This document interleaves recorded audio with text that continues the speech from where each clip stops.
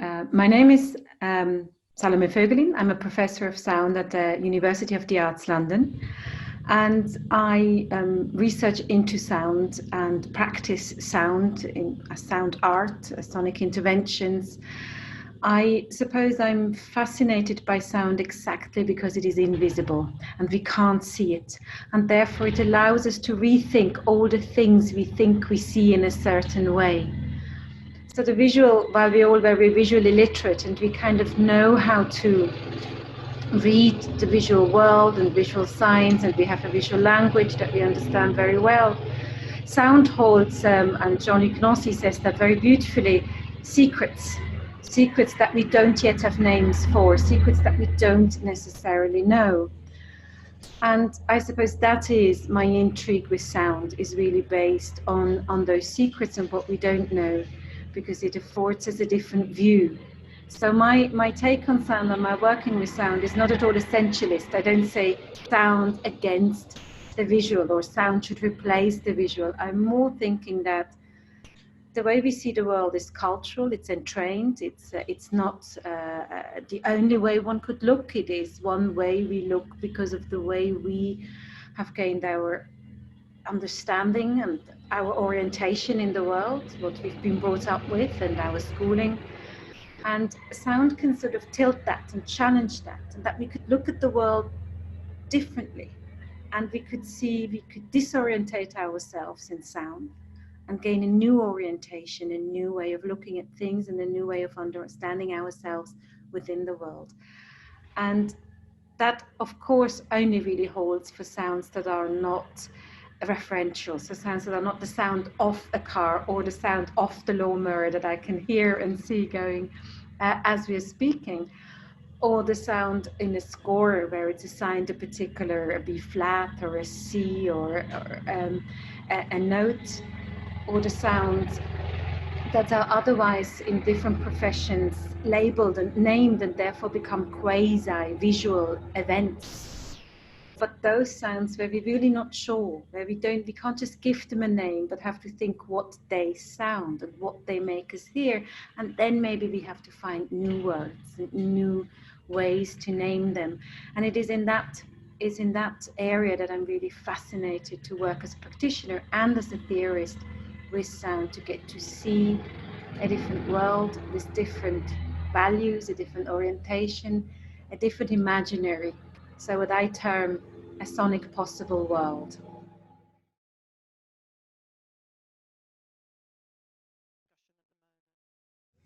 Hearing diversity or deaf gain, as it can also be called, the idea that you actually can gain, that there's a gain, that is not a disability but a gain to be had in a different hearing, is very interesting to me. And as part of Points of Listening, which is a regular workshop I run with Mark Peter, together with Mark Peter Wright, we have sort of addressed issues also of deaf gain or of hearing diversity, which to me is an interesting expansion or a field where this sonic sensibility that I'm interested in hopefully becomes useful.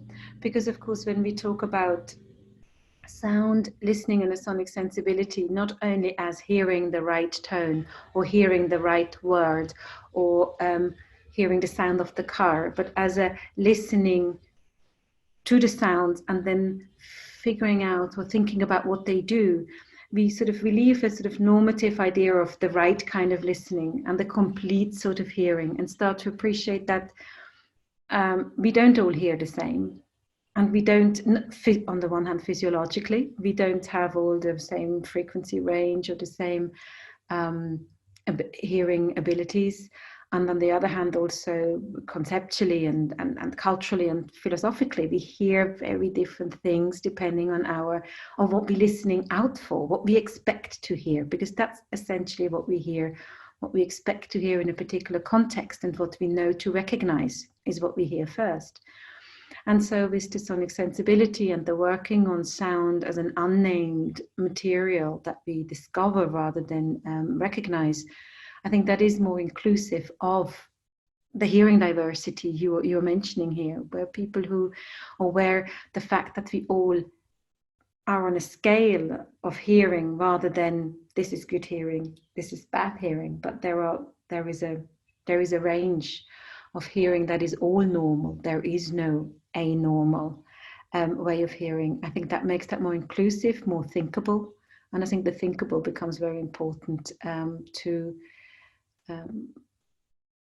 really understand that there is, this notion of ability and disability doesn't quite hold, neither is hearing nor anywhere else.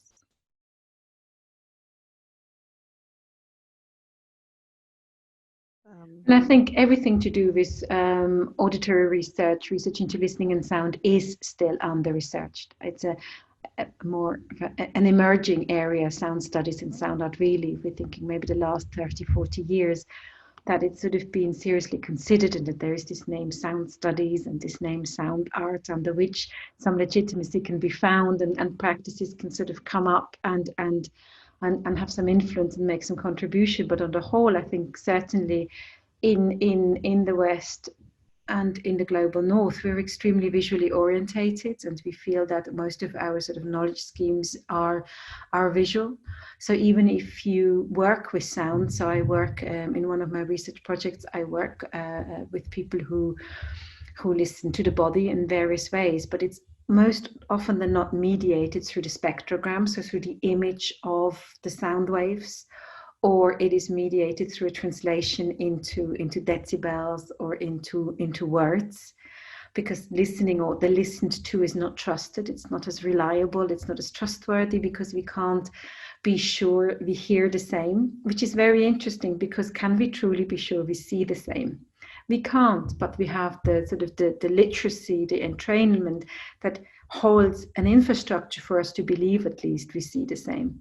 And of course we don't, and that is to me fascinating. But it's almost a faith-based visual system that we're operating within, and for me then, as a researcher and practitioner, I just sort of think actually there is so much we're missing out on if we neglect the sonic dimension, just because maybe we lack that faith, we lack that trust in what information it can give us, or we feel it can only be valuable information if we translate it into language or into another visualization method or technique.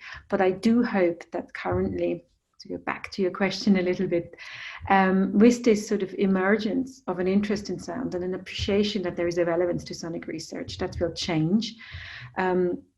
People will become more fluent in it, have faith in themselves that actually sound can mean something, and sustain that meaning, or be persuasive in that meaning.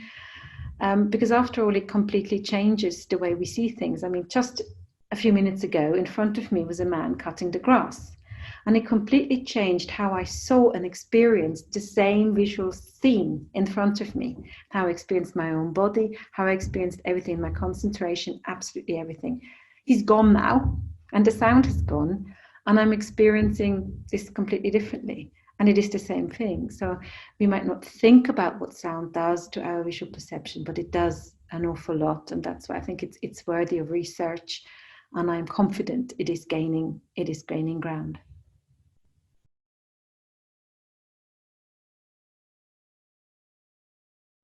I hope we are, and I think we are. I mean, what is interesting, you mentioned this sort of training of artists to look in a new way and to see objects in a new way. When I did a foundation degree many years ago back in Switzerland, we literally spent months drawing aluminium foil, water, and the pomegranate. I can so remember those distinctly, over and over again, painting them, drawing them, shading them. And one would think, God, this is futile. Why do you do that? But it's not, obviously, it was not at all about the ability of drawing aluminium foil, but it was about the ability of looking at aluminium foil, to see it in its complex diversity, and how we don't think we see it when we just think, I need an aluminium foil, when we don't have that pragmatic use value for it, but when we have an engagement, an encounter with it, and we start to see it in what it is as a material, without not thinking of the name or use and purpose.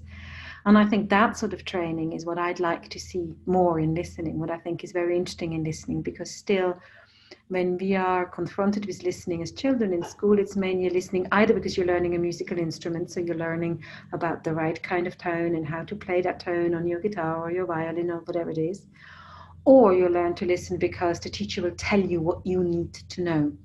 And so there's very leeway to develop a kind of an autonomous, rebellious, radical listening that is an exploration of the world in its sonic complexity that could then lead you to a visual complexity also, and a multisensory complexity really that is the world, that I think would be a much more useful basis and place to start in order to deal with the challenges we have, the kind of segregation, class systems, racial tensions, the discrimination, the poverty, and all these tensions we have in the world come from a sense of things are individuated and can be separate and can be considered separate.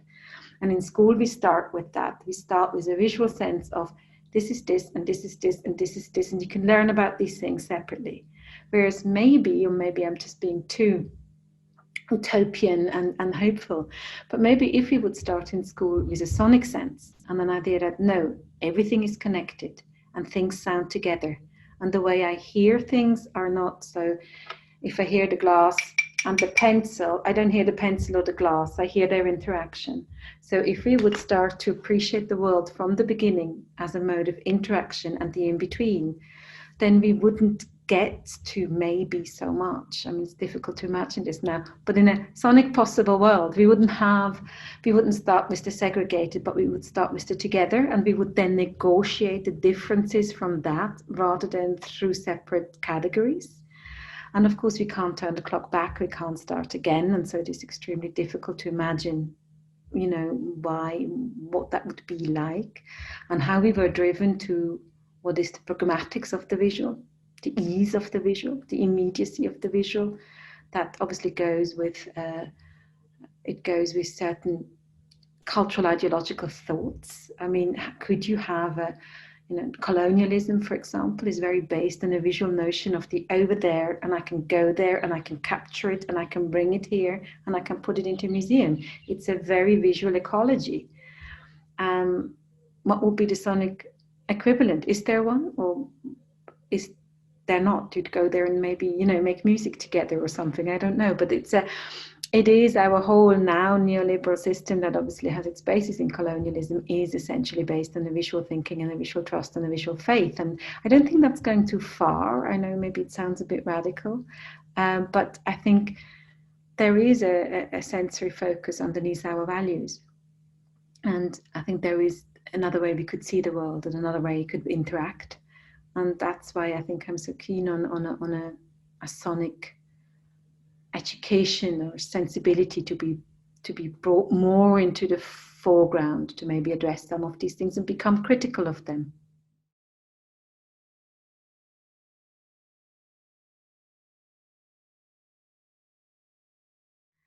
I'm sure, you mentioned technology. I'm sure technology helps to be more exploring maybe and of sound. I don't know whether it is only a generational issue. I suppose if you're an older researcher, you're sort of established in your way and in your field, and maybe you're not that keen to question all your sort of epistemic strategies and processes just like that. But then I do hold hope that it actually can infuse, the sonic thinking can infuse and add to all forms of scholarship and science. Again, not to eradicate a visual scientific thinking at all. It is never about getting rid of or opposing a dialectic, but more about collaboration, that it can add something to it and augment something and just add another thinking tool to how we're doing things right now. And maybe young people have more of a capacity for the new, partly because they've got more energy and more enthusiasm and more curiosity on the whole. Yeah, but I mean, no, I don't know. I actually don't know.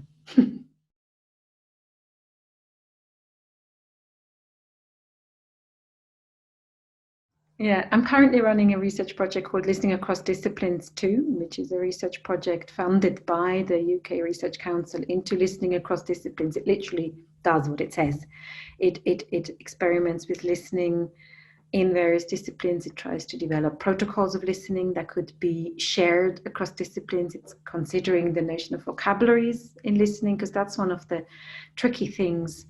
If we don't have the right words to talk about what we hear, then we have this faith gap. That's very sort of to say, well, I can't use this for my research, because if I then bring it over here to this other person, we don't know what we're talking about. So how could we deal with vocabularies? Can vocabularies help without just going back and fixing the sound as a source of?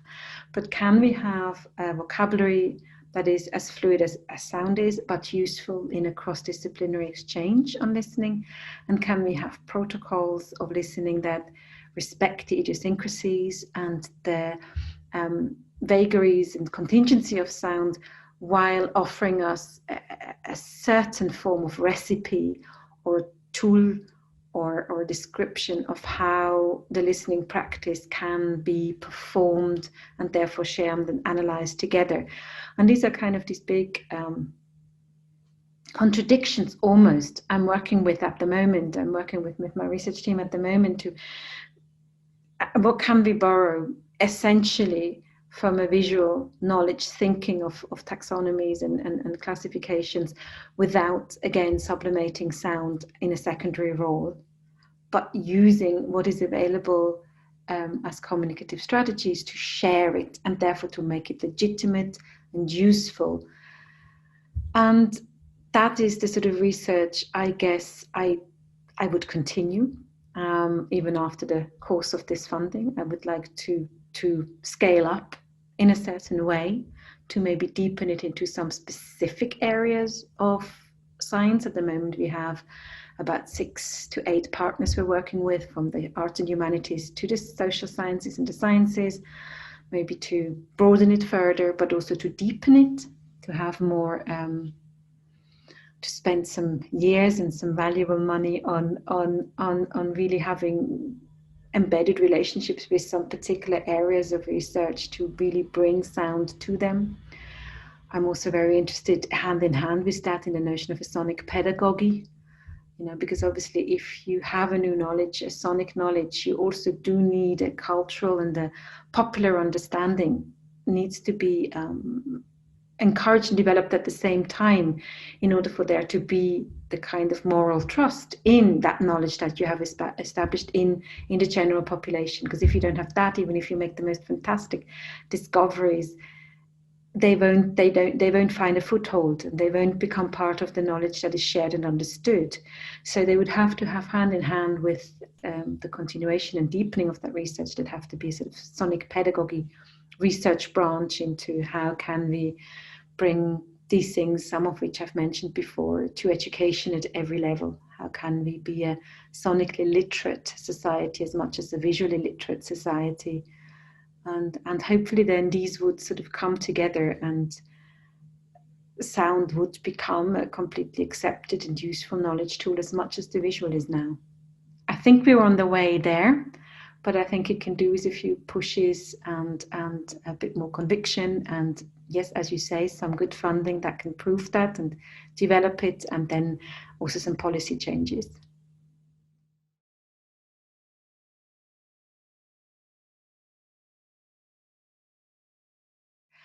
Well, I mean, there were a few, because one of the reasons why I started to write about sound, I did my BA not in sound, because at the time there were no sound arts or sonic studies, sound studies BAs, they didn't exist.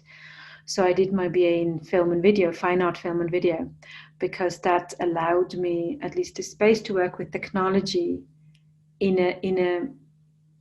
an artistic way, where I could bring sound and the visual in and together in a new way, where it didn't have to be, oh, here is the visual and then I make a soundtrack to it. But my last few films had hardly any pictures anymore. They were just sound, because there was the technology to experiment with that. We had in the first sort of small square little Macs and Cubase, and all of a sudden you didn't have to play the piano in a piano way. It became a MIDI controller and it could make sound. So that was extremely freeing. But then what was missing was the books, You know, there were shelves upon shelves of books on visual arts history and visual theory and so on and so on. And there are books on music and musicology and a great musical discourse. But there wasn't so much, well, what is sound, you know, beyond, yes, the application of, say, engineering. And so I kind of, I think that what inspired me myself to then write. I felt that was needed. It was needed that when we do sound art now, or are in sound studies, we also actually have to write how one can write about that and think about that. But sort of one of the few earliest books I got hold of, and I think it was out of print for a while, but I hope it isn't anymore, was Sound by Artists. It's from the Banff Centre in Canada. And that's sort of an arts centre, residency centre where artists stay and make work. And I can now not, for the life of me, not remember the date, but it must have been printed in the late 80s possibly. But it didn't even have the title Sound Artist or Sound Art. It was Sound by Artists. And that was a very important distinction, that title didn't exist yet. Sound art hadn't sort of been invented yet as a useful term. So it was just, oh, these are these artists. They came, you know, they somehow, the Banff Centre had gathered them together in this volume. There were interviews, there were project descriptions of what they considered sound by artist was. And it was truly inspiring. I remember, I actually have it upstairs. The front page is in Braille on the original.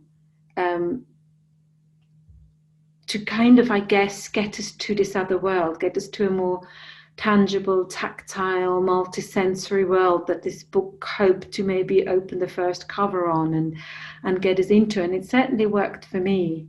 And then it went out of print, and I didn't have access to that library anymore, and I really missed that book. And then, funny enough, a friend of mine tied it up and found it and said, "Oh, you're interested in sound, you can have it."